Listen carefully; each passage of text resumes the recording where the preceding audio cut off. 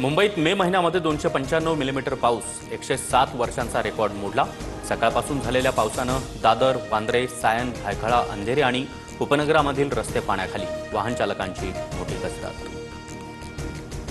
मुख्यमंत्री देवेंद्र फडणवीसांकडून राज्यातील पावसाच्या स्थितीचा आढावा, संपूर्ण प्रशासनाला अलर्ट मोडवर राहण्याच्या सूचना, ज्या ठिकाणी नुकसान झालं तिथं तात्काळ पंचनामे करण्याचे आदेश। ठाण्यात पुढील 24 तासांमध्ये मुसळधार पाऊस पडण्याची शक्यता, नागरिकांनी सतर्क राहण्याच्या मंत्रालयातील आपत्ती कक्षाकडून सूचना, उपमुख्यमंत्री शिंदेंकडून आपत्ती व्यवस्थापन अधिकाऱ्यांची चर्चा।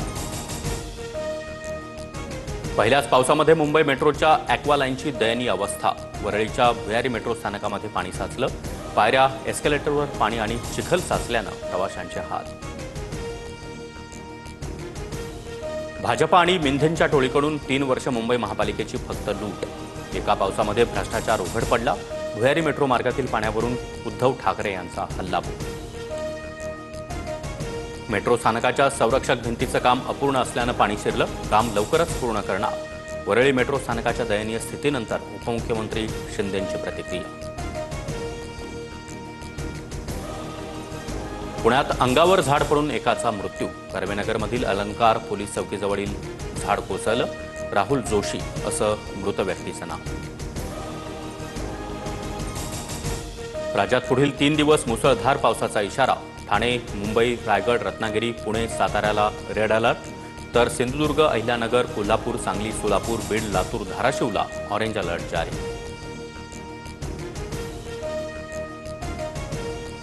राज्यभरात कोसळलेल्या पावसामुळे शेती पिकांना मोठा फटका, कांदा आणि ऊसाच्या पिकाचं मोठं नुकसान, क्षणामध्ये उद्ध्वस्त झालेल्या संसारामुळे शेतकऱ्यांच्या अश्रूचा बांध फुटला। अतिवृष्टीमुळे राज्यभरात शेतीचं मोठ्या प्रमाणात नुकसान, अजित पवार यांच्याकडून तातडीनं पंचनामे करण्याचे राज्यातील जिल्हाधिकाऱ्यांना आदेश। नीरा नदीमधून भीमा नदीमध्ये 30,000 क्युसेक पाण्याचा विसर्ग सुरू, पंढरपुरातील भीमा नदीवरील ब्रिटिशकालीन जुना पूल पाण्याखाली, तसंच भीमा पात्रातील मंदिरं देखील पाण्याखाली। बदलापूरमधील रेल्वेच्या भुयारी मार्गामध्ये कार टाकणं चालकाच्या अंगलट, चालक कसाबसा बाहेर पडला, मात्र कार पूर्णपणे पाण्यात बुडाली।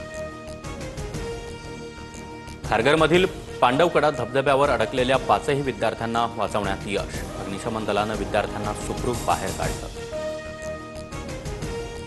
पाकिस्तानच्या लाहोरमध्ये फिरताना ज्योती मल्होत्राला AK-47 सह 6 बंदूकधाऱ्यांचा गराडा, ज्योतीची सुरक्षा पाहून स्कॉटिश ब्लॉगरकडून आश्चर्य व्यक्त, पाकिस्तान सरकारकडून ज्योतीला इतकी हाय सिक्युरिटी का, प्रश्न उपस्थित। भारताकडे वाकड्या नजरेनं पाहिलं तर सोडणार नाही, आनंदानं जगा, तुमची भाकरी खा, नाहीतर माझी गोळी खावी लागेल, पंतप्रधान मोदींचा पाकिस्तानला इशारा। आज बाळासाहेब ठाकरे असते तर ऑपरेशन सिंदूर नंतर मोदींची गळाभेट घेतली असती, केंद्रीय गृहमंत्री अमित शहांचा उद्धव ठाकरेंवर निशाणा। देशभरात कोरोनाचे 1,000पेक्षा अधिक रुग्ण, मागील 5 ते 6 दिवसांमध्ये 752 नव्या रुग्णांची नोंद, केरळमध्ये सर्वाधिक 430 तर महाराष्ट्रामध्ये 209 कोरोनाबाधित रुग्ण, आतापर्यंत 4 मृत्यू। फ्रान्सचे राष्ट्राध्यक्ष इमॅन्युएल मॅक्रॉन यांच्या पत्नीनं कांशिलात लगावल्याची सोशल मीडियात चर्चा, तर हा कुटुंबातला हलका फुलका क्षण होता, व्हिडिओ व्हायरल झाल्यानंतर मॅक्रॉन यांची प्रतिक्रिया।